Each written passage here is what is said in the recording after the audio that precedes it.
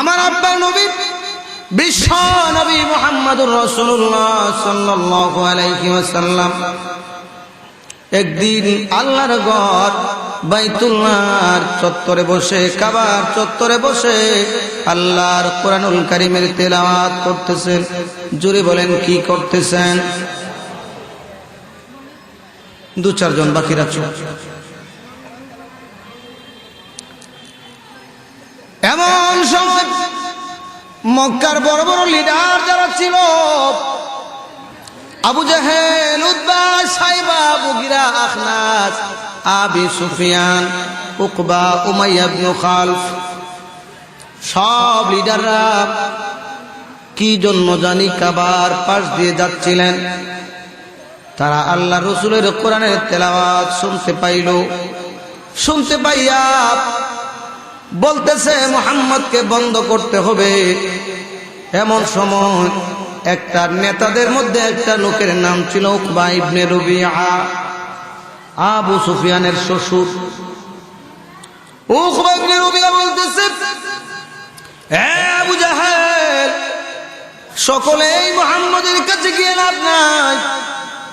আমি তোমাদের পক্ষ থেকে প্রতিনিধি হইয়া মুহাম্মদের কাছে যাই। যাইয়া মুহাম্মদকে আমি একটু প্রশ্ন করে দেখি, একটা প্রস্তাব দিয়ে দেখি তোমাদের পক্ষ থেকে। সকলেই বলল ঠিক আছে। উকবা ইবনে রবিআ বলতেছে, আল্লাহ রসুলের সামনে যায় বলতেছে, মুহাম্মদ পড়ুন সাল্লাল্লাহু আলাইহি ওয়াসাল্লাম। সকলেই পড়ুন। তোমার কোরআন তেলাওয়াত একটু বন্ধ করো। আমি তোমার কাছে মক্কার নেতাদের পক্ষ থেকে একটা প্রস্তাব নিয়ে এসেছি, আমার প্রস্তাবটা একটু শোনো। আল্লাহ রসুল কোরআন তেলাওয়াত করা সামান্য সময়ের জন্য বন্ধ করলেন। বন্ধ করে বলতেছে, উকবা ইবনে রবিআ, কি বলতে চাও বলো। উকবা ইবনে রবিআ বলতেছে, মুহাম্মদ, ও মুহাম্মদ, তুমি যে কোরআনের তেলাওয়াত করো এটা আমাদের কাছে ভালোই সুন্দর লাগে, শুনতে বড় ভালো লাগে। জুড়ে কোন আল্লাহু আকবার। কাফেরদের কাছেও আল্লাহ রসুলের তেলাওয়াত ভালো লাগতো। জুড়ে কোন ঠিক কিনা? আজকালকে মুসলমান নামের কিছু নাস্তিক আছে যারা আল্লাহর কোরআনের তেলাওয়াত, কোরআনের আলোচনা তাদের কাছে ভালো লাগে না, আছে না নাই? আমার ভাইরা, আল্লাহ রসুল তেলাওয়াত করা বন্ধ করলেন। বলতেছে, মুহাম্মদ, আমি আরবের নেতাদের পক্ষ থেকে তোমার কাছে একটা প্রস্তাব নিয়ে এসেছি। প্রস্তাবটা হলো, তুমি আমাদের দেব দেবী লাত উজ্জার নামে গাল মন্দ করতে পারবা না। আমাদের দেব দেবীদেরকে মন্দ বলতে পারবা না, মন্দ বলবা না। এইটা হলো 1 নম্বর শর্ত। ও মুহাম্মদ, আমাদের নেতা যারা আছে তাদের বিরুদ্ধে কুচ্চারটনা করবা না। এটা হলো 2 নম্বর শর্ত।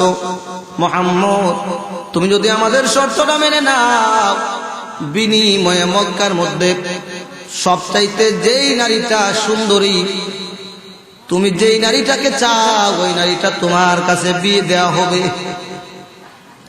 ও মুহাম্মদ, মক্কার রাজত্ব তোমার হাতে উঠায় দেওয়া হবে। মক্কার যত ধনরাশি, আরবের সমস্ত ধনরাশি একত্রিত করে তোমার কদমের সামনে এনে হাজির করা হবে। তুমি যদি আমাদের প্রস্তাবটা মেনে নাও। আল্লাহর রসুল উকবা ইবনে রবিআর এই প্রস্তাব শুনে আল্লাহর নবী বলতেছেন, এরে উকবা ইবনে রবিআ, তুমি যে সমস্ত প্রস্তাবগুলো দিয়েছো এগুলা তো সম্ভব, আমি চাইলেই তোমরা দিতে পারবা। যেগুলো অসম্ভব, যেমন আসমানের চাঁদ, কোন মানুষের হাতে দেয়া সম্ভব না। সম্ভব নাকি? কি বলেন, সম্ভব নাকি? আসমানের সূর্য কারো হাতে দেয়া সম্ভব নাকি? আল্লাহ রাসূল বলতেছেন, উকবা ইবনে রবিআ, যদি আমি মুহাম্মদের এক হাতে একটা একটা সূর্য, আর এক হাতে একটা চন্দ্র, আকাশের চন্দ্র সূর্য আমি মুহাম্মদের হাতে উঠায় দাও। আমি যে দ্বীনের দাওয়াত, যে মুহাম্মদ মিশন নিয়া আল্লাহ পাক রব্বুল আলামিনের দ্বীনের দাওয়াত নিয়া আল্লাহর জমিনে আল্লাহর আইন প্রতিষ্ঠা করার জন্য যে এসেছি, আমি মুহাম্মদ আমার দাওয়াত থেকে এক চুল পরিমাণ নড়ে যেতে পারবো না। আরো আস্তে কোন সুবহানাল্লাহ, শয়তান শুনলে তো রাগ করবো।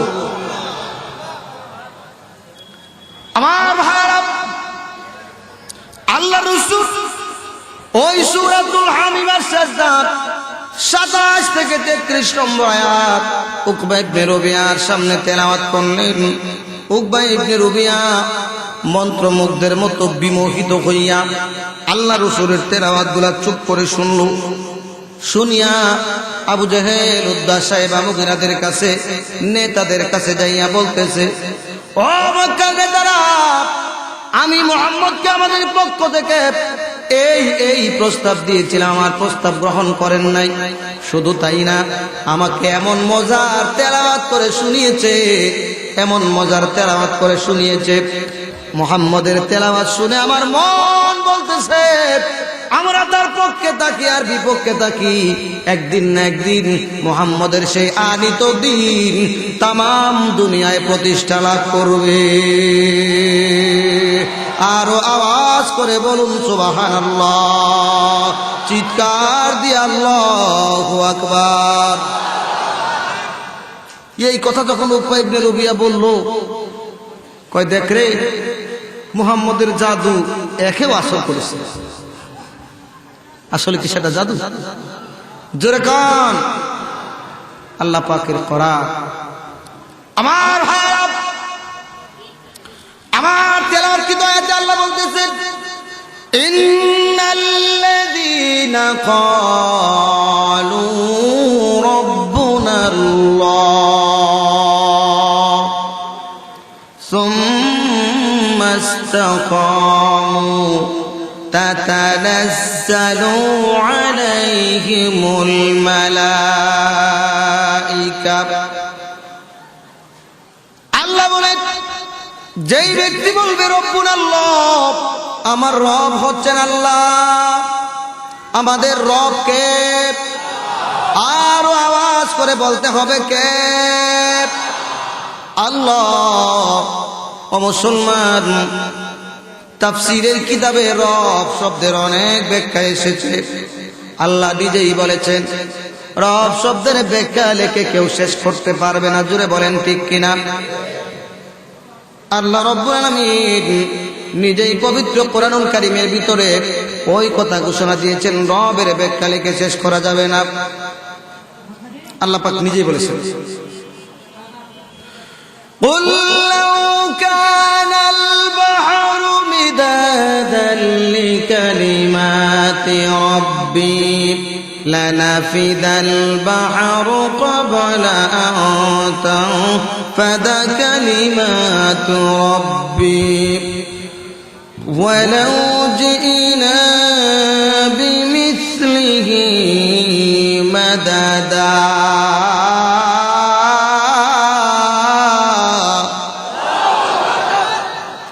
আল্লাহ বলেন, ও নবী, আপনি মানুষদেরকে বলে দিন, তারা যদি যত নদী, সাগর, সমুদ্র আছে সব সমস্ত পানিগুলাকে যদি কালি বানায় নেয়, আমি আল্লাহ রাব্বুল আলামিন দুনিয়ার জমিনে যত গাছ তৈরি করেছি সমস্ত গাছগুলাকে যদি কলম বানায় নেয়, ওই পানি রূপী কালি দিয়া, গাছ রূপী কলম দিয়া আমার রব, আমি আল্লাহর অর্থাৎ রবের ব্যাখ্যা লেখা শুরু করে দেয়, একদিন না একদিন দেখা যাবে গাছ রূপী কলম শেষ হয়ে যাবে, পানি রূপী কালি শেষ হয়ে যাবে, এরপরেও আমি আল্লাহর রব নামের ব্যাখ্যা লেখে শেষ করা যাবে না। আওয়াজ করে বলুন সুবহানাল্লাহ, চিৎকার দিয়ে আল্লাহু আকবার। ওয়া মুসলমান, তাফসীরে বাইজাবির ভিতরে আল্লামা কাজী সানাউল্লাহ, আল্লামা নাসিরউদ্দিন আল বাইজাবি রাহমাতুল্লাহ আলাইহি বলেন, আর রুবুবিয়া মান আর রুবুবিয়া ইয়া তাবলীগু শাইই কামালিহি শাইআন ফাশাইআ। রব শব্দটা রুবুবিয়াত থেকে আসে। রুবুবিয়াতের মালিক হলেন তিনি, যিনি অস্তিত্বহীনকে অস্তিত্ব দান করার পরে দাপে দাপে ক্রমে ক্রমে সৃষ্টির পূর্ণতায় যিনি পৌঁছে দেন, এই কাজটাকে বলা হয় রুবুবিয়াত। আর এই কাজটা যিনি করেন তিনি হলেন আমার আল্লাহ। এ ভাই, আমাদের কোনো অস্তিত্ব একদিন দুনিয়াতে ছিল? কে করেছেন? আল্লাহ। আস্তে আস্তে দাপে দাপে ক্রমে ক্রমে আল্লাহ পাক আমাদেরকে দুনিয়ার জমিনে সৃষ্টি করেছেন। যত বড় আছি, মায়ের পেট থেকে জন্ম হয়ে গিয়ে এত বড় হয়ে গেছিলাম? নাই। ও মুসলমান, আস্তে আস্তে যিনি কাজ করেন তার কাজের মধ্যে অ্যাক্সিডেন্টের কোনো সম্ভাবনা নাই। কারণ আল্লাহর কাজের মধ্যে কোনো অ্যাক্সিডেন্টের সম্ভাবনা নাই। জোরে কোন ঠিক কিনা? আমার ভাইয়েরা, বন্ধুগণ আমার, যিনি করেন সব তিনি হলেন, যিনি করেন সব তিনি হলেন আমাদের হায়াতের মালিক কে? রিজিকের মালিক কে? আসমানের মালিক কে? জমিনের মালিক কে? তাহলে এই জমিনে আইন চলবে কার? ও মুসলমানেরা, আল্লাহকে রব হিসেবে মানতে হবে। আমরা সকলে জান্নাত চাই কি চাই না? সকলেই চাই নাকি? কারা কারা জান্নাতে যাইতে চাই না একটু হাত তোলেন।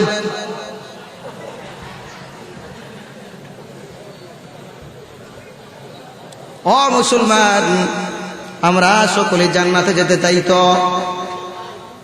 আমার ভাইরা, হাদিস শরীফের মধ্যে আসছে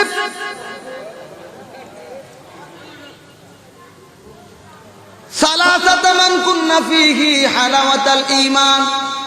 রাসূল বললেন, যেই ব্যক্তি তিনটা জিনিস গ্রহণ করতে পেরেছে সেই ইমানের স্বাদ গ্রহণ করতে পেরেছে, ইমানের স্বাদ পেয়েছে। এক নাম্বার হলো মান রাদিয়া বিল্লাহি রাব্বা, আল্লাহকে রব হিসাবে পেয়ে যে সন্তুষ্ট রয়েছে। আমরা সন্তুষ্ট আছি তো? আল্লাহকে আমরা রব হিসাবে পেয়ে সন্তুষ্ট আছি তো? ও মুসলমান, আল্লাহ পাক তো এমন একজন রব, যেই রব যার সৃষ্টি জগতের মধ্যে কেউ সামান্য ত্রুটি করতে পারবে না, ভুল ধরতে পারবে না। পারবে নাকি? আরো জোরে বলেন, পারবে নাকি? কোন শয়তান আজ পর্যন্ত জন্ম হয়েছে নাকি? আমার ভাইরা, কি বলবো কষ্টের কথা, দুঃখের কথা। এই দেশ হলো 96% জন মুসলমানের দেশ। কয়েকদিন আগে শয়তান এক বাউল শিল্পী আল্লাহকে জাতা বলে গালি দিয়েছে। জুড়ে কোন ঠিক কিনা? আমরা এই ঠাকুরগাঁওয়ের বিশাল জনতার পক্ষ থেকে বাংলাদেশ সরকারের কাছে সেই রীতা সরকার নামের শয়তানের ফাঁসি চাই। কারা কারা চাই? তো হাত উঁচু করে আল্লাহকে দেখাই। হাত নামা। কত বড় শয়তান! পৃথিবী সৃষ্টির পর থেকে আজও পর্যন্ত এত বড় দৃষ্টতা মনে হয় কেউ দেখাতে পারে নাই। আল্লাহকে মুনাফিক বলেছে, নাউযুবিল্লাহ, আমার মুখ দিয়ে আসতেছে না। এত বড় খারাপ মহিলা, একটা মহিলা এত সাহস পায় কোত্থেকে? জোরে কোন ঠিক কিনা?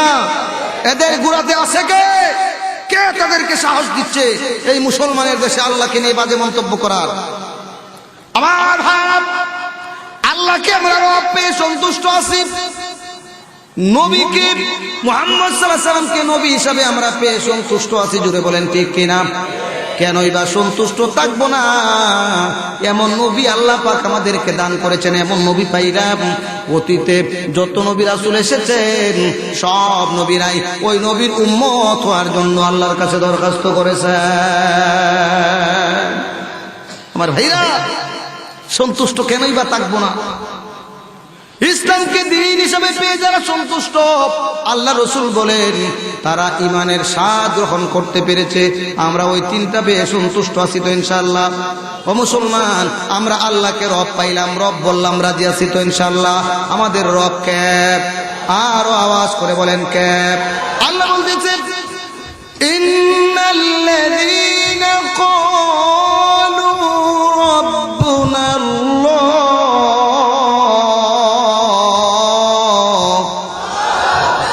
যারা বলে আমাদের রব আল্লাহ, সুম্মাস্তাকামু, এবং এটার উপরে ইস্তিকামাত থাকে, প্রতিষ্ঠিত থাকে মৃত্যুর আগ পর্যন্ত। অন্যদিকে যায় না। আমার ভাইরা, এইরকম কাজ যারা করে তাতানাজ্জালু আলাইহিমুল মালাইকা, আল্লাহ রাব্বুল আলামিন তাদের কাছে ফেরেশতা নিযুক্ত করেন, ফেরেশতা পাঠায় দেন।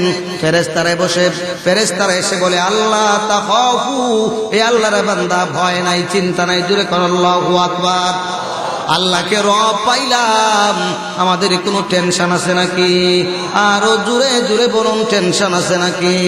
এই জন্য রাসূল হাদিস শরীফের মধ্যে ইরশাদ করেন, আল্লাহ রাসূল বলেন, ক্বালান নবী সাল্লাল্লাহু আলাইহি ওয়াসাল্লাম, আল্লাহ রাসূল বলেন, যেই ব্যক্তি 5 ওয়াক্ত নামাজ ইহতিমামের সাথে পড়বে, ও মুসলমান, নামাজের আলোচনা না, উদাহরণ দেওয়ার জন্য বলতেছি। আল্লাহ রাসূল বলেন, মান হাফাজা আলাস সালাওয়াত আকরামাহুল্লাহু তাআলা বি খামসি খিসাল ইরফাউ আনহু দিকুল আইশ, যে ব্যক্তি 5 ওয়াক্ত নামাজ আল্লাহকে রব মেনে আল্লাহর সন্তুষ্টির জন্য আদায় করবে, আল্লাহ রাব্বুল আলামিন ওই নামাজি ব্যক্তির জন্য রিজিকের ফয়সালা আসমান থেকে করে দিবেন। আর জোরে বলুন সুবহানাল্লাহ, চিৎকার মেরে বলুন আল্লাহু আকবার।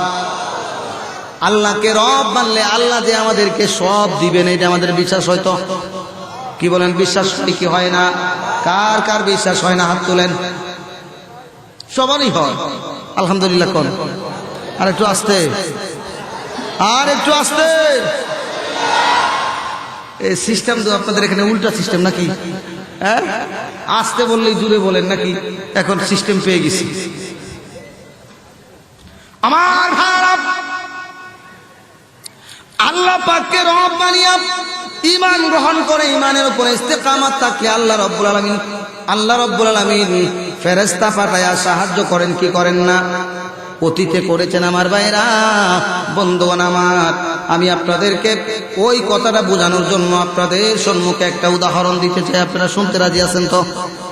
রাজি আছেন তো ইনশাআল্লাহ? আমার ভাইরা, এক এলাকায় আগুনের পূজা করত 2 ভাই। জুড়ে বলেন, কয় ভাই? কিসের পূজা করত? আগুনের পূজা করলে আল্লাহর গোলামি করা হয়তো? কি বলেন, হয়? আগুনের পূজা করলে আল্লাহর গোলামি করা হয়? আল্লাহর সাথে এই যে এক ভাই বলছেন শিরিক করা হয়। আলহামদুলিল্লাহ, আল্লাহর সাথে কি করা হয়? শিরিক করা হয়। আমার ভাইরা, বড় ভাই আগুনের পূজা করলো 70 বছর পর্যন্ত। ছোট ভাই আগুনের পূজা করলো 30 বছর, 30 বছর। বড় ভাই করলো 70 বছর, ছোট ভাই করলো 30 বছর। কিসের পূজা? আগুনের পূজা। আগুন জ্বালায় জ্বালায় আগুনকে সামনে নিয়ে সেজদা দেয়। এইরকম ধর্মাবলম্বী মানুষ দুনিয়ার জমিনে আছে না নাই? আপনাদের ঠাকুর গায়ে আছে নাকি? আমার ভাই, উনারা উনাদের ধর্ম পালন করবে, কটাক্ষ করতেছি না, কারণ কটাক্ষ করা ইসলামে জায়েজ নাই। আমার ভাইয়েরা, বন্ধুগণ আমার, তবে আল্লাহ যদি বুঝ দান করেন, সুন্দর করে তাদেরকে দ্বীনের দাওয়াত দেওয়া লাগবে। জোরে কোন ঠিক কিনা? আমার ভাইয়েরা, একদিন ছোট ভাই বড় ভাইকে বলতেছে, ভাই গো, আমরা কেন আগুনের পূজা করি? বড় ভাই কয়, আমরা আগুনের পূজা করি, দুনিয়াতে আগুনের পূজা করি মৃত্যুর পরে আগুন থেকে বাঁচার জন্য। ও মুসলমান, আপনাদেরকে বিচারক বানাইলাম, আগুনের পূজা করে কি কবরের আগুন থেকে বাঁচা যাবে নাকি? বাঁচা যাবে? কি করতে হবে? আগুনের মালিকের দাসত্ব করতে হবে, ঠিক কিনা? জোরে কোন? আগুনের মালিককে আর জোরে কে? আল্লাহ। আগুনের মালিকের দাসত্ব করা লাগবে। আমার ভাইরা, ছোট ভাই বলতেছে, ভাই গো, আমি মানলাম তোমার কথা, আগুনের পূজা করে মৃত্যুর পরে আগুন থেকে বাঁচা যাবে, তোমার কথা মানলাম। তাহলে আসো একটু দুনিয়ার মধ্যেই পরীক্ষা হয়ে যাক। যদি দুনিয়ার আগুন আমাদেরকে খাতির করে, দুনিয়ার আগুনের মধ্যে আমাদের শরীরে একটা অংশ প্রবেশ করায় দেখি, যদি দুনিয়ার আগুন আমাদেরকে খাতির করে তাহলে বোঝা যাবে পরকালের আগুন থেকে বাঁচা যাবে। আর যদি খাতির না করে তাহলে আগুনের পূজা করে কোনো লাভ নেই, ঠিক কিনা? জোরে কান। বড় ভাই কয় তোর প্রস্তাবটা সুন্দর প্রস্তাব, একটু পরীক্ষা করে দেখা যায়। তাহলে ছোট ভাই বলতেছে ভাই গো যদি পরীক্ষা করতে চাও আগুনের ভিতরে তোমার একটা আঙ্গুল প্রবেশ করাও, বেশি দরকার না একটা আঙ্গুল। বড় ভাই বলতেছে প্রস্তাবটা হলো তোর আঙ্গুলটা আগে ঢুকা, কারণ যে করতেছে সেও জানে করে পারলে কামসারা জুড়ে কোন ঠিক কিনা। তার ভিতরে বিশ্বাস করাইল, আপনাদেরকে বিচারক বানাইলাম ঠাকুর গায়ের মুসলমান, আপনারা বিচার করে বলেন তো আঙ্গুলটা পূর্বে নাকি ভালো থাকবে? সবাই কোন পূর্বে, কারণ এটা তো ইব্রাহিম পয়গম্বরের হাত না যে আল্লাহ আগুনের প্রতি নোটিশ জারি করবেন, জোরে কোন ঠিক কিনা। ও মুসলমান, আঙ্গুলটা প্রবেশ করাইতে দেরি হয়, সঙ্গে সঙ্গে পুড়ে যেতে দেরি হয় না, সঙ্গে সঙ্গে আঙ্গুলটা পুড়ে গেছে। এইবার ছোট ভাই আগুনকে লক্ষ্য করে একটা বক্তব্য প্রদান করতেছে, আগুন রে এই আগুন, আমি তোর পূজা করলাম 30 বছর পর্যন্ত, আমার বড় ভাই তোর 70 বছর পর্যন্ত তোর দাসত্ব করলো, পূজা করলো, তোকে সামনে রেখে সকাল বিকাল চেষ্টা করলাম, আগুন রে একটা আঙ্গুল মাত্র তোর ভিতরে প্রবেশ করেছিলাম, তুই খাতির করিস নাই, না পরে ভালো রাখতে পারিস নাই, আমার বুঝে এসেছে তোর দাসত্ব করে পরকালের আগুন থেকে বাঁচা যাবে না, তোর দাসত্ব করে আগুন থেকে বাঁচা যাবে না। লাথি মারলাম তোর কপালে। কি করলো বড় ভাই? কে বলতেছে ভাই গো এই আগুনের পূজা করে আর বাঁচা যাবে না, পরকালে আগুন থেকে বাঁচা যাবে না, চলো আমরা মুসলমান হয়ে যাই, চলো আমরা ইসলাম কবুল করে মুসলমান হয়ে যাই, জোরে কোন আল্লাহু আকবার। ও মুসলমান, দুই ভাই মিলে তখনকার জামানার সবচাইতে বড় বুজুর্গ হযরতে মালিক ইবনে দিনার রহমাতুল্লাহি আলাইহির কাছে গেলেন, গিয়ে দেখতেছেন হযরতে মালিক ইবনে দিনার রহমাতুল্লাহি আলাইহি আমি যেরকম ভাবে আপনাদের সম্মুখে ওয়াজ করতেছি তিনি ওই রকম ওয়াজ করতেছেন। গেটের মধ্যে দাঁড়ায় রইলেন মালিক ইবনে দিনার রহমাতুল্লাহি আলাইহি। ওয়াজ শেষ করতে একটু দেরি হলো, হঠাৎ করে বড় ভাই বলতেছে ছোট ভাইকে, বাইরে আমি আমার জীবনের 70টা বছর আগুনের পূজা করে কাটিয়েছি, আর কতদিন বা বাঁচবো? আমি মুসলমান হব না, আমি কালেমা পড়ব না, কারণ আমি যদি কালেমা পড়ি আমার আত্মীয় স্বজনেরা মন্দ বলবে, পাড়া প্রতিবেশীরা মন্দ বলবে, পরিবারের লোকেরা মন্দ বলবে, তখন সুতরাং আমি মুসলমান হব না। ছোট ভাই বড় ভাইকে বলতেছে ভাই গো আত্মীয় স্বজনের মন্দ, পাড়া প্রতিবেশীর মন্দ, বন্ধু বান্ধবের মন্দ, ছেলে মেয়েদের মন্দ, সামান্য সময়ের জন্য, ক্ষণিকের জন্য, ও ভাই আবাদুল আবাদ এমন একটা জগৎ আমাদের সামনে অপেক্ষা করতেছে, যেই জগতের শুরু আছে কিন্তু শেষ নাই। তুমি যদি কালেমা পড়ে মুসলমান হও, আত্মীয় স্বজন সামান্য সময়ের জন্য মন্দ বলতে পারে, ঠিক আবাদুল আবাদ সময় শান্তিতে থাকতে পারবা। বড় ভাই কয় না আমি মুসলমান হব না, আমি চলে যাব। অমুসলমান কেউ কি ইচ্ছে করলেই মুসলমান হইতে পারে নাকি? জুড়ে বলেন পারে নাকি? এমনও আছে মুসলমানের ঘরে জন্ম নিয়া আল্লাহর বিরুদ্ধে কথা কয়, আছে না নাই? এই সমস্ত নাস্তিকের জন্ম বাংলাদেশে আছে না নাই? নাস্তিক কয় গড ইজ নাথিং, আল্লাহ বলতে কিছু আছে না নাই?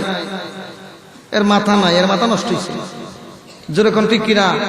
হ্যাঁ, ওর মাথার মধ্যে গ্যাস্ট্রিক হয়েছে, গ্যাস্ট্রিক, যেরকম ঠিক কিনা? আমার ভাইরা বলতেছিলাম আল্লাহ পাক রব্বুল আলামিন যাকে পছন্দ করেন তাকে দ্বীনের জন্য দ্বীনের হেদায়েত দেন, দ্বীনের জন্য তার বুকটা প্রশস্ত করে দেন। এটা আল্লাহ বলতেছেন কোরআনের মধ্যে, আমার কথা না। ওয়া মান ইউরিদিল্লাহু আন ইয়াহদিয়াহু ইয়াশরাহ সাদরাহু লিল ইসলাম।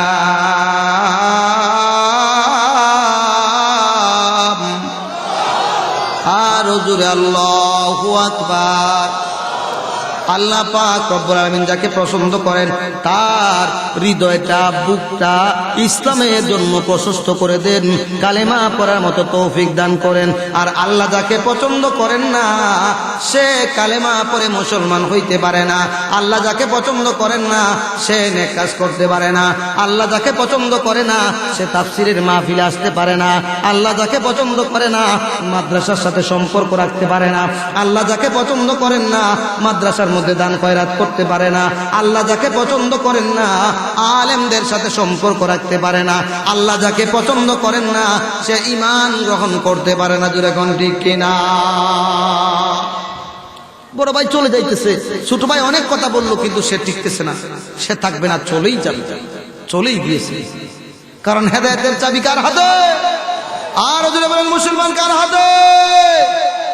আল্লাহর হাতে। আমার ভাইরা,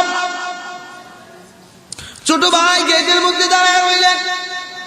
মালিক ইবনে দিনার রাহমাতুল্লাহ আলাইহি ওয়াজ নসিহত যখন শেষ করলেন, ছোট ভাইটা আস্তে আস্তে করে মাহফিলের পাশ দিয়া রাস্তা দিয়া স্টেজের মধ্যে আসলেন। এসে বলতেছেন, আল্লাহর ওলি গো, ও আল্লাহর ওলি, আমার নাম হলো অমুক, অমুক গ্রামে বাড়ি। আমি 30 বছর পর্যন্ত আগুনের পূজা করেছি। আমার ভাই 70 বছর পর্যন্ত আগুনের পূজা করেছিল। আমার ভাই চলে গেছে, আমি আমার পরিবার পরিজন নিয়ে এসেছি মুসলমান হওয়ার জন্য। আল্লাহর ওলি গো, এমন একটা রাস্তা দেখায় দেন। 30 বছর পর্যন্ত আগুনের পূজা করেছিলাম, দুনিয়ার আগুন আমাকে খাতির করে নাই। এমন একটা রাস্তা আপনি আমাকে দেখায় দেন, যেই রাস্তায় চললে এমন একজনের গোলামি করার জন্য আমাকে শিক্ষা দিয়ে দেন, যার গোলামি করলে দুনিয়া পরকালের আগুন সব আগুন থেকে বাঁচা যাবে। আল্লাহর ওলি মালিক ইবনে দিনার রাহমাতুল্লাহ আলাইহি বললেন, আল্লাহর বান্দা তুমি মুসলমান হয়ে যাও, আল্লাহ রাব্বুল আলামিন দুনিয়া এবং পরকাল সমস্ত আগুন থেকে তোমাকে রক্ষা করবে। আর আস্তে কোন সুবহানাল্লাহ, আরো আস্তে। আমার ভাব মালিক ইবনে দিনার রাহমাতুল্লাহি আলাইহি পরিবার পরিজন সহ মুসলমান বানাইলেন কালেমা পড়াইয়া। আল্লাহু আকবার বলেন, জোরে কোন আল্লাহু আকবার। কালেমা পড়াইয়া মুসলমান বানাইলেন। মুসলমান বানাইয়া বলতেছে, আল্লাহর বান্দা, ও আল্লাহর বান্দা, তুমি একটু অপেক্ষা করো, তোমার জন্য মাহফিলে উপস্থিত যারা আছে, এই জলসায় উপস্থিত যারা আছে, তাফসীরে উপস্থিত যারা আছে, তাদের কাছ থেকে কিছু টাকা পয়সা তোমার জন্য উঠায় নিয়ে দেই। কারণ নতুন যদি কেউ মুসলমান হয় তাকে মুসলমানের পক্ষ দেয়া, মুসলমানের পক্ষ থেকে হাদিয়া দেওয়া আল্লাহর নবীর সুন্নত। জোরে কোন ঠিক কিনা? আরো জোরে কোন ঠিক কিনা? আপনাদের এলাকায় যদি কেউ মুসলমান হয়, মুসলমান হওয়ার পরে প্রথমে আপনি যত টাকাই পারেন দান করবেন, এটা আল্লাহর নবীর সুন্নত। আল্লাহর বান্দা বলতেছে, আল্লাহর ওলি গো, আমার জন্য চান্দা করার দরকার নাই, টাকা পয়সা উঠিয়ে দেওয়ার দরকার নাই। যে আল্লাহর উপরে ঈমান গ্রহণ করেছি, আল্লাহ পাক যদি আমার খাবার দাবারের ব্যবস্থা করেন তবেই খাবো, যদি আল্লাহ না করেন উপবাস থাকবো, তবু কারো কাছে আমি চান্দা নেব না। নিলেন না টাকা, সঙ্গে সঙ্গে বের হয়ে গেলেন।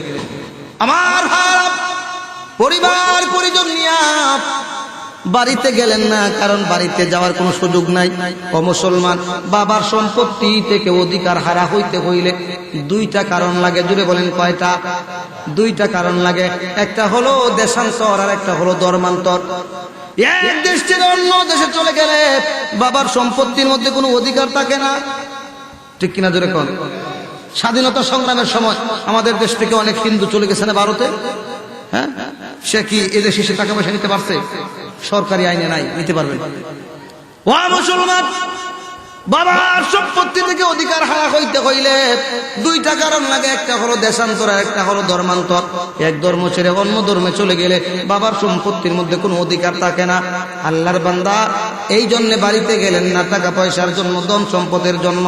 বাড়িতে না গিয়া ও চেনা ও জানা একটা রাস্তায় পরিবারের সদস্যদেরকে নিয়ে চলতে লাগলেন।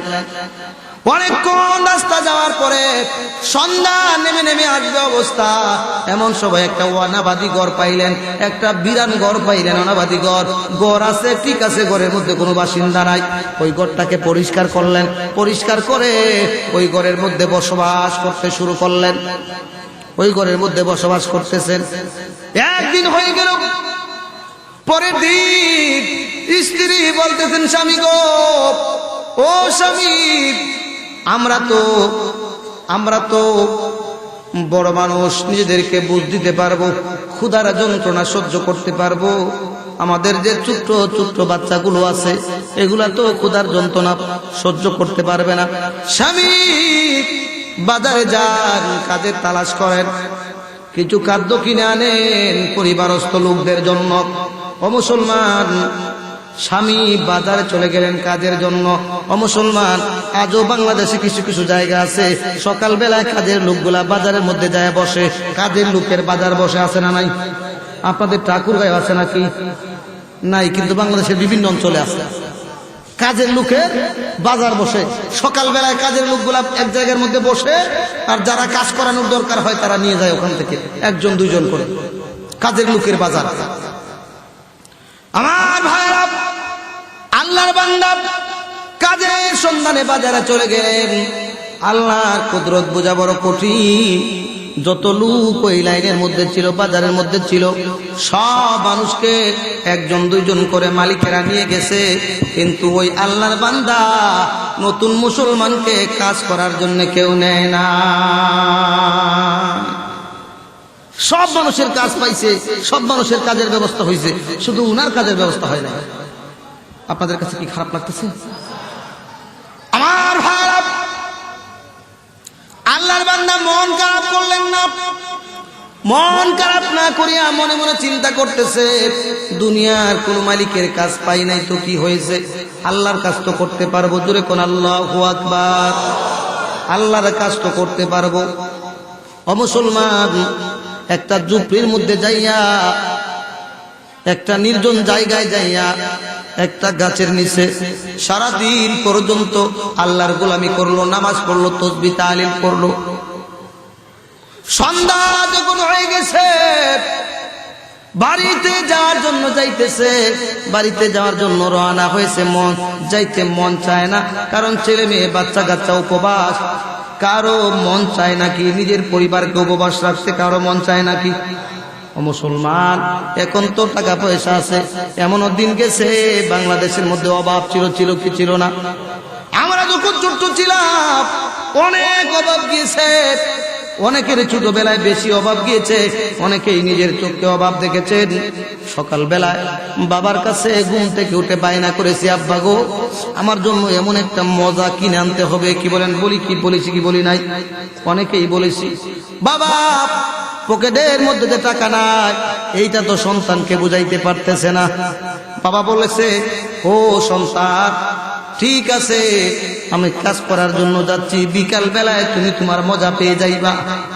মজা বুঝেন তো, যে খাবার জিনিস। সন্ধ্যা হয়ে গেছে, বাবার পকেটে টাকা নাই। বাবা বাড়িতে আসছে। বাড়িতে আসার পরে আমি যখন জিজ্ঞাসা করতাম, বাবা মজাটা আনছো নাকি, বাবা আমাকে বুঝ দেওয়ার জন্য বলতো যে মনে নাই। ঠিক কিনা? জোরে কোন। কারণ আমার বাবার পকেটে যে টাকা নাই, এইটা তো আমি বুঝবো না। জোরে কোন, ঠিক কিনা? ওই রকম ভাবে একদিন, 2 দিন, 3 দিন পরে, 3 দিন যখন হয়ে গেছে, বাবার হাতের মধ্যে টাকা হয়েছে, অথবা 2 দিন 5 দিন পরে বাবার হাতের মধ্যে টাকা হয়েছে। বাবা মজাটা নিয়া, আমার জন্য মজাটা নিয়া বাড়িতে আসতেছে। অন্যদিন বাড়ির ভিতরে যখন ঢুকতো, লুকায় লুকায় চুরের মতো ঢুকতো। ওই দিন বাড়ির গেট থেকে ডাক মারছে, আমার সোনামণি কোথায়? জোরে কোন, ঠিক কিনা? বাবাকে হাসি মুখের দেখা গেছে, কত সুন্দর বাবার মুখের মধ্যে হাসি। গত 2 দিন বাবার মুখের মধ্যে হাসি ছিল না, কারণ আমাকে মজা দিতে পারতো না, এই জন্য বাবার মনের মধ্যে কোনো হাসি ছিল না। ও মুসলমান, কেউ কোনো ব্যক্তি চায় না তার পরিবারের লোকেরা উপবাস থাকুক। জোরে কোন, ঠিক কিনা? আল্লাহর বান্দা বাড়িতে যাচ্ছেন, যাইতে মন চায় না, তবু বাড়িতে যাচ্ছেন। বাড়িতে যাইয়া ঘরের মধ্যে স্ত্রীকে সালাম দিয়া প্রবেশ করলেন। স্ত্রী বলতেছে, স্বামী গো, সারাদিন পর্যন্ত কাজ করলেন, একটা কিছুই তো খাবারের জন্য নিয়ে আসলেন না। স্বামী বলতেছে, কাজ যে পাই নাই, ওইটা যদি বলি আমার স্ত্রী মনের মধ্যে দুঃখ পাবে। বলতেছে, স্ত্রী রে, এ বেগম, যেই মালিকের কাজ করেছি ওই মালিক বাকি আমাকে কাজ করাচ্ছে, আগামীকালকে আমার পারিশ্রমিক দিবেন বলে ওয়াদা করেছে। আজকে বাকি কাজ করেছি, উনি যে কাজ পাই না এটা বলেন না। ওনার ধারণা হলো আগামীকালকে তো কাজ পাওয়াই যাবে। মুসলমান দ্বিতীয় দিন বাজারের মধ্যে গিয়া বসলেন। আল্লাহর কুদরত বুঝা বড় কঠিন। যত মানুষ লাইনের মধ্যে ছিল সব মানুষকে মালিকেরা কাজ করার জন্য নিয়ে গেছে, কিন্তু আল্লাহর বান্দা নতুন মুসলমান আজকেও কাজ পায় নাই, আজকেও কোনো কাজ পায় নাই। মনকে বুঝায়, মন এ মন, আজকেও কাজ পাও নাই তো কি হয়েছে? দুনিয়ার কোন মালিকের কাজ করার দরকার নাই, আল্লাহ পাকের গোলামি তো করা যাবে। গতদিন যেই জায়গার মধ্যে যায় আল্লাহর গোলামি, নামাজ রোজা তাসবিহ তাহলিল করেছে, নামাজ পড়েছে, ওই জায়গার মধ্যে চলে গেলেন। ওই জায়গার মধ্যে যাইয়া সারাদিন পর্যন্ত নামাজ তাসবিহ তাহলিল আদায় করলেন। ও মুসলমান, সন্ধ্যা যখন হয়ে গেছে বাড়িতে গেলেন। বাড়িতে যাওয়ার পরে স্ত্রী বলতেছে, স্বামী গো, আজকে তো খাবার নিয়ে আসবেন বলে ওয়াদা বলেছিলেন, আজকেও কি আপনার মালিক টাকা পয়সা দেয় নাই নাকি? আজকেও কি আপনার মালিক বেতন দেয় নাই নাকি? বলতেছে, স্ত্রী রে, আজকে আমার মালিক বেতন দেয় নাই, আগামীকালকে জুমার দিনে দিবেন বলে ওয়াদা করেছে। ও মুসলমান, পরের দিন শুক্রবার কাজের লোকের লাইনের মধ্যে ঢুকলেন। সব মানুষকে নিয়ে গেছে, কিন্তু আল্লাহর বান্দাকে, নতুন মুসলমানকে কাজ করার জন্য কেউই নেয় নাই। তার কারণ হলো আল্লাহর বান্দার ইমানি পরীক্ষা শুরু হয়ে গেছে। জোরে কোন ঠিক কিনা? ইমান আনলে পরীক্ষা আসবে কি আসবে না? আর জোরে কোন আসবে কি আসবে না? أحسب الناس أن يتركوا أن يقولوا آمنا وهم لا يفتنون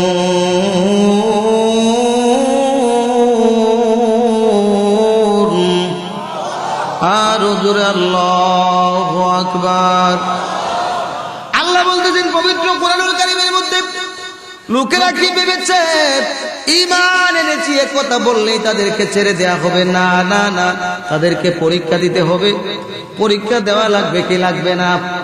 আরো জোরে বলেন, লাগবে কি লাগবে না? বলবেন, হুজুর খাইতেছি দাইতেছি ফুর্তি করতেছি, আমার জীবনে তো কোনো পরীক্ষা আসে নাই। ও মুসলমান, যার জীবনে কোনো পরীক্ষা আসবে না, বোঝা যাবে তার ইমানেই না। ঠিক কিনা? জোরে কোন? রাগ করলেন নাকি আপনারা?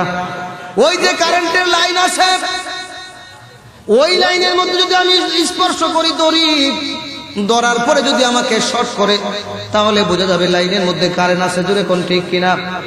আর যদি আমাকে শর্ট না করে, তাহলে বোঝা যাবে কারেন্ট নাই, লাইনের মধ্যে কারেন্ট নাই। লাইনের মধ্যে কারেন্ট থাকলে শর্ট করবেই। ও মুসলমান, ঈমান থাকলে পরীক্ষা আসবে, এটা আল্লাহ পাকের কথা। ও মুসলমান, যার জীবনে কোনো পরীক্ষা না আসে, বোঝা যাবে তার ঈমানেই না, কারণ ঈমান থাকলে পরীক্ষা আসবেই। জোরে কোন ঠিক কিনা? ও মুসলমানেরা, তাকায় দেখুন দুনিয়ার ইতিহাসের দিকে, লক্ষ্য করে দেখুন বিশ্ব মানচিত্রের দিকে। আফগানিস্তানের মুসলমানেরা ইমানের পরীক্ষা দিচ্ছে, চেচনিয়ার মুসলমানেরা পরীক্ষা দিচ্ছে, বসনিয়ার মুসলমানেরা পরীক্ষা দিচ্ছে, ফিলিস্তিনের মুসলমানেরা পরীক্ষা দিচ্ছে। ও মুসলমান, ওই রকম ভাবে চীনের উইগরের মুসলমানেরা পরীক্ষা দিচ্ছে কি দিয়েছে কি দেয় নাই? পরীক্ষা দিয়েছে। আমাদের পার্শ্ববর্তী দেশ ভারতের কাশ্মীরের মুসলমানেরা পরীক্ষা দিয়েছে। আসামের মুসলমানদের পরীক্ষা শুরু হয়েছে, কলকাতার মানুষের মুসলমানদের পরীক্ষা শুরু হয়েছে।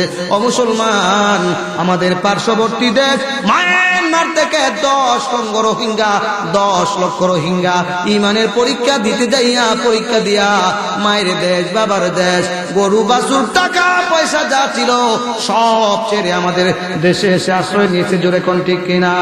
আরো জোরে কোন ঠিক কিনা?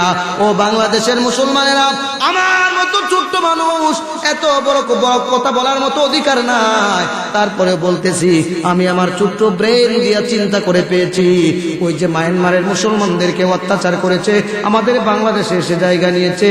ও মুসলমান, আল্লাহ না করুন আমাদের ঈমান যদি পাকাপোক্ত না করি, মুসলমানেরা যদি একজন আরেকজনের বিদ্বেষ বন্ধ না করে, গালাগালি বন্ধ না করে, মুসলমানেরা যদি আমরা একতাবদ্ধ না হতে পারি, এক যদি না হতে পারি, যদি আমাদের উপরে পরীক্ষা নেমে আসে, ও মুসলমানেরা, মায়ানমারের মুসলমানেরা তো বাংলাদেশে আসছে, আমরা যাওয়ার মতো কোনো জায়গা পাবো না, বঙ্গোপসাগরে লাভ দিয়া মরা ছাড়া আমাদের কোনো উপায় না। জোরে কোন ঠিক কিনা? ইমানের বলে আমাদেরকে বলিয়ান হওয়া লাগবে। জোরে কোন ঠিক কিনা? হ্যাঁ, আমার ভাইরা বলতেছিলাম, আল্লাহ বলতেছেন ইমান থাকলে পরীক্ষা আসবে। أم حسبتم أن تدخلوا الجنة ولما يأتكم مثل الذين خلوا من قبلكم مستهم البأساء والضراء وزلزلوا حتى يقول الرسول والذين آمنوا معه متى نصر الله ألا إن نصر الله قريب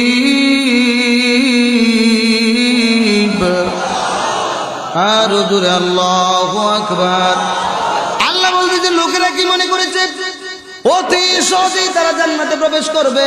না না না, তাদের পূর্বে যারা ছিল তাদেরকে আমি আল্লাহ রাব্বুল আলামিন পরীক্ষা করেছিলাম। তাদের পূর্বেকার লোকদেরকে এমন পরীক্ষা করেছিলাম আমি আল্লাহ, এমন পরীক্ষা করেছিলাম, এমন পরীক্ষা করেছিলাম, তারা পরীক্ষা সহ্য করতে না পেরে নবী রাসূল এবং তাদের সঙ্গী সাথীদের মুখ থেকে বের হয়ে আসতো মাতা নাসরুল্লাহ, আল্লাহর সাহায্য কোন সময় আসবে। মার খেতে খেতে তো শেষ হয়ে যাচ্ছি।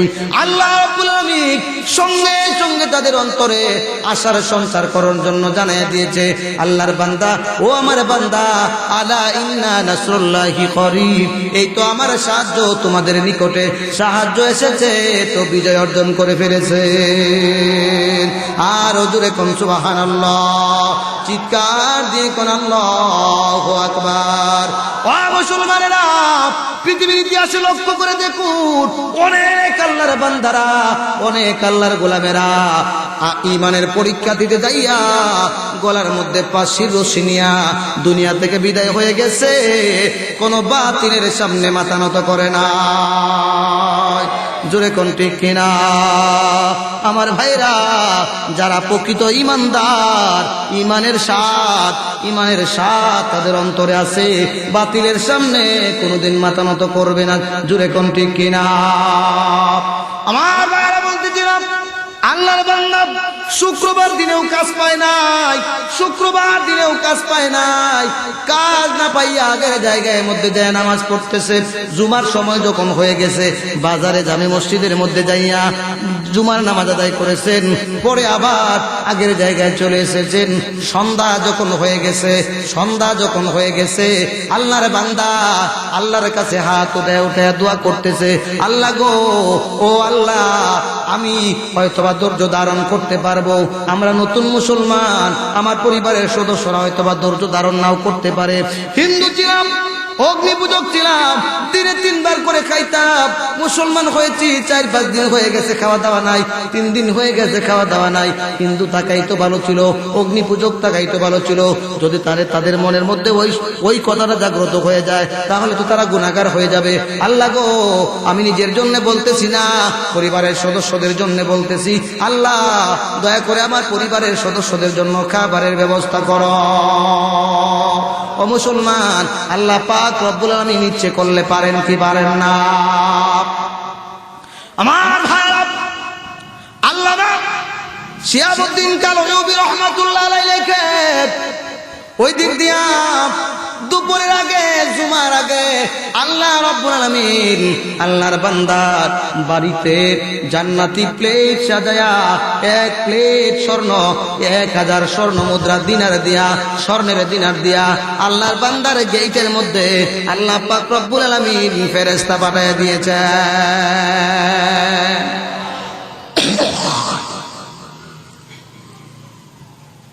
কি দিয়ে পাঠাইছে? 1000 স্বর্ণের দিনার। ও মুসলমান,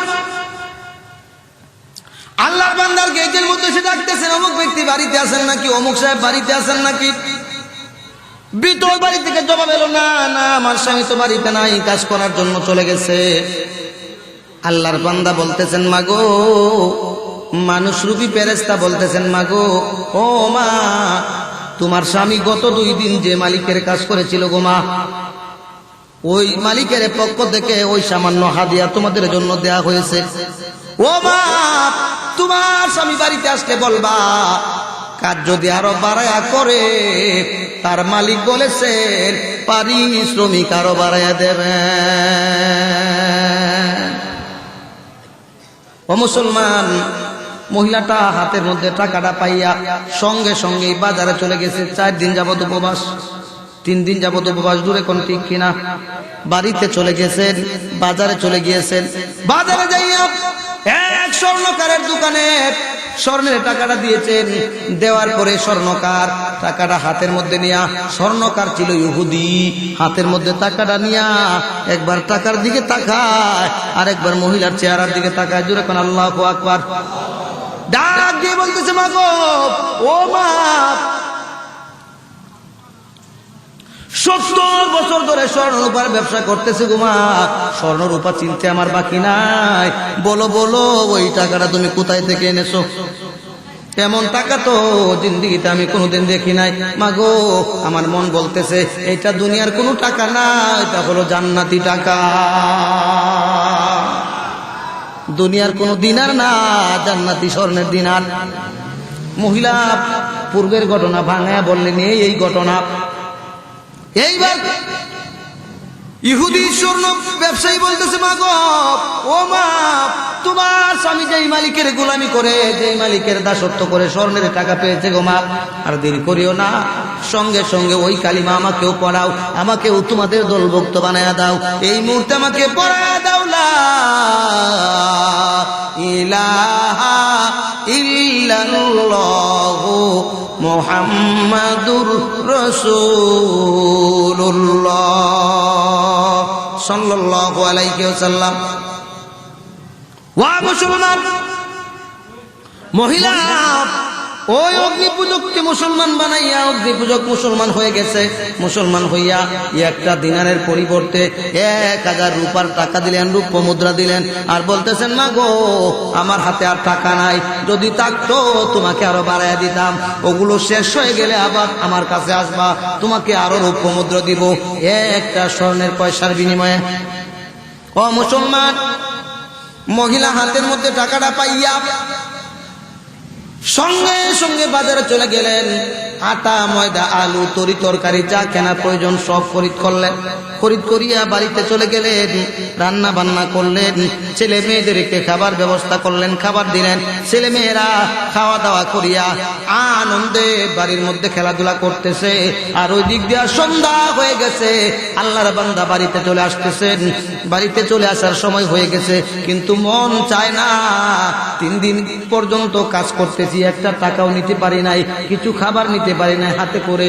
কোন মুখ নিয়া বাড়িতে যাব, কোন মুখ নিয়া বিবি বাল বাচ্চার কাছে মুখ দেখাবো, এই চিন্তা করিয়া আল্লাহর বান্দা কাদের রুমালটা মরুভূমির মধ্যে বিছাইলেন।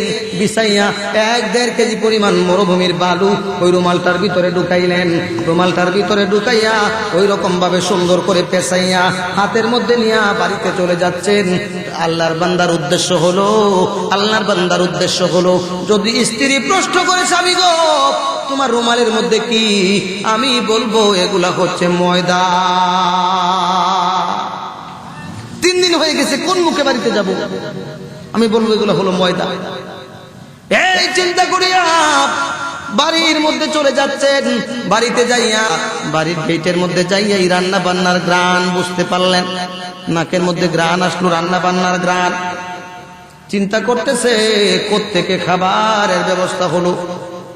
ঘরের মধ্যে গিয়া স্ত্রীকে প্রশ্ন করলো, বেগম কোথায় পাইলা আটা, কোথায় পাইলা ময়দা, কোথায় খাবারের ব্যবস্থা হলো কোত্থেকে?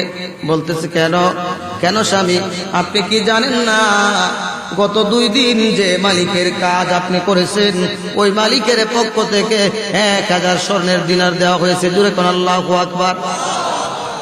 1000 স্বর্ণের দিনার দেওয়া হয়েছে। স্বামী গো, কেন আপনি কি জানেন না? আল্লাহর বান্দা ওই কথা শোনার পরে সঙ্গে সঙ্গে মুসলমান বিছাইয়া আল্লাহর কুদরতি কদমে সেজদায় পড়ে গেছে। কারণ তার স্ত্রী জানে না, সে তো আর জানে না কার গোলামি করেছে। কি বলেন? তার তো আল্লাহর বান্দার তো জানতে বাকি নাই কার কাজ করেছে। 2 দিন জুড়ে বলেন কার কাজ করেছে, আর জুড়ে বলেন কার, আর জুড়ে বলেন কার। ও মুসলমান, আল্লাহর গোলামি করলে ফায়দা পাওয়া যায় কি যায় না? দুনিয়াতে পাওয়া যায় কি যায় না? পরকালে পাওয়া যায় কি যায় না? দুনিয়া পরকাল সব জায়গায় পাওয়া যায়। আমার ভাইরা, আল্লাহর বান্দা নামাজ আদায় করলেন। নামাজ পড়িয়া স্ত্রী খাবার দিলেন। খাওয়া দাওয়া করিয়া স্বামী স্ত্রী 2 জনে মিলে কথাবার্তা বলতেছেন। ওই বিষয়টা বলতেছেন, স্ত্রী শুনো, আমি আসলে দুনিয়ার কারো কাজ করি নাই, আমি আল্লাহর গোলামি করেছিলাম। ওই যে টাকাটা দেয়া হয়েছে মনে হয় আল্লাহর পক্ষ থেকে দেয়া হয়েছে। ওই রকম কথাবার্তা বলতেছেন।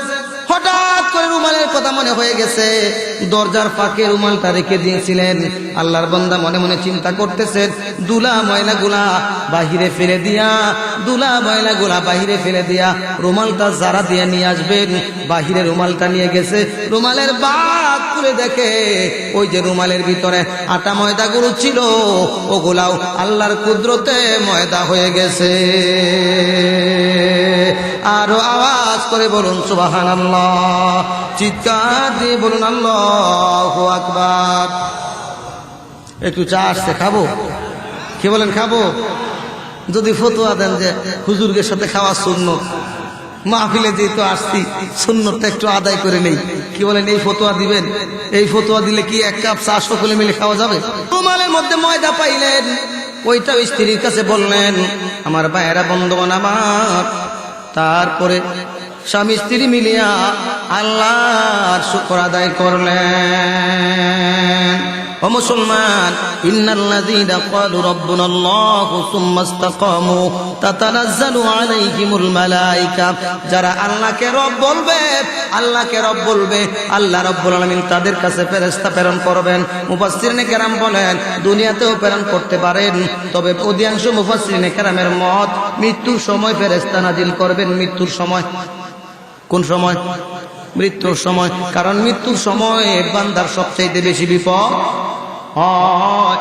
আল্লাহর ফেরেশতা বলবেন, ও আল্লাহর বান্দা, আল্লাহ তাখাফু ওয়ালা তাহজানু ওয়া আবশিরু বিল জান্নাহ।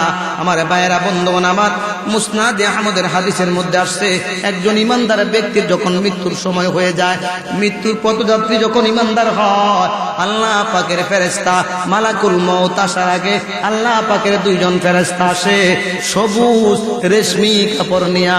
ও মুসলমান, মেসকে আম্বরের গন্ধ হয়, গন্ধ বের হচ্ছে কাপড়টার মধ্য থেকে। ওই কাপড়টা নিয়া মৃত্যু পথযাত্রীর কাছে ওই রকম ভাবে বিস্তৃত করে কাপড়টা বিছায় দেয়া হয়। ওইভাবে ও মুসলমান, কত জায়গা নিয়ে বিছায় দেয়া হয়, দৃষ্টির সীমা যত দূরে যায় এত দূর পর্যন্ত কাপড়টা বিছিয়ে দেয়া হয়। বিছিয়ে দেয়া আমার ভাইয়েরা ওই বান্দার ভালো ভালো আমল সম্পর্কে কথাবার্তা বলতে শুরু করে।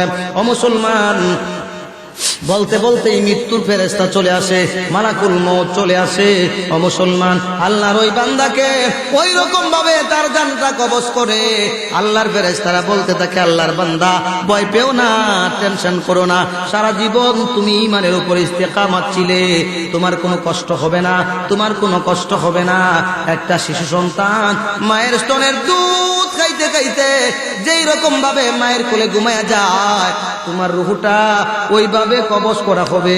ও মুসলমান, বলা হয়েছে আটার খামির থেকে খামিরের ভিতরে যদি একটা চুল পড়ে যায়, চুলটা যদি দেখা যায়, মহিলারা বের করলে আটার খামিরে খুব কষ্ট পায় নাকি? সামান্য কষ্ট পায় না। একজন ইমানদারের রূহ যখন বের করবে এরকম কষ্ট পাবে না। আর আস্তে কোন সুবহানাল্লাহ, চিৎকার মেরে কোন সুবহানাল্লাহ, আওয়াজ করে বলুন আল্লাহু আকবার। 12টা 9 বেজে গেছে, ফজরের নামাজ পড়তে হবে। কি বলেন? পড়তে হবে না?